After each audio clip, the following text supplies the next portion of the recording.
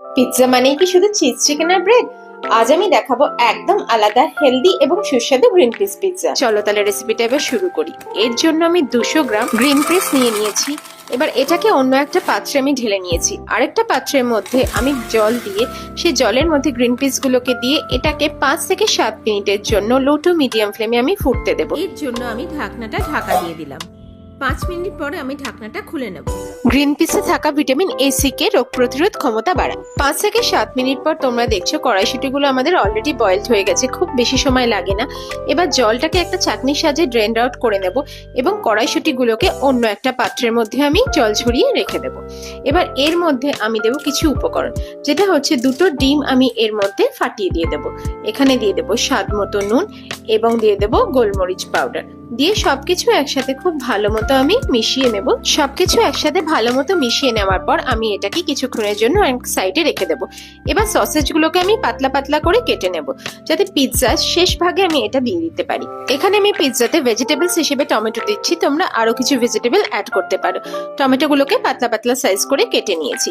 এবার এখানে একটা পেঁয়াজ আমি বেশ কুচি কুচি করে আমি কেটে নিয়েছি। এখানে পিৎজাতে তোমরা আরো কিছু ভেজিটেবলস অ্যাড করতে পারো, যেরকম ক্যাপসিকাম, কর্ন, মাশরুম।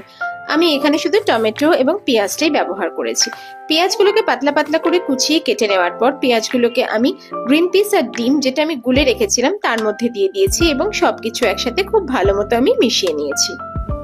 এবার প্যানের মধ্যে আমি 2 থেকে 3 চামচ তেল দিয়ে দিয়েছি এবং তেলটা গরম হয়ে গেলে খুন্তি দিয়ে প্যানের চারধারে লাগিয়ে দিয়ে এবার এর মধ্যে গ্রিন পিসের যে ব্যাটারটা ছিল সেটা ঢেলে দিয়েছি। এখানে আঁচটা একদম কম রাখতে হবে এবং খুন্তি দিয়ে চারদিকটা ইভেন করে আমাদেরকে ছড়িয়ে দিতে হবে, যাতে প্যানের চারদিকে গ্রিন পিসটা লেগে যায়।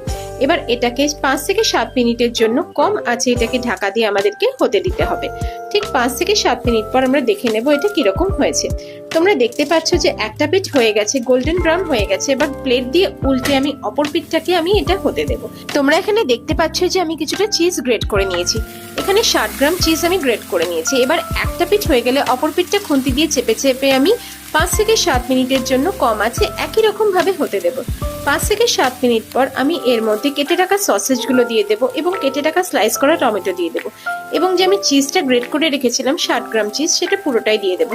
আঁচটা একদম কম রেখে আমাকে ঢাকনা দিয়ে এটাকে 7 থেকে 10 মিনিটের জন্য এটাকে হতে দিতে হবে।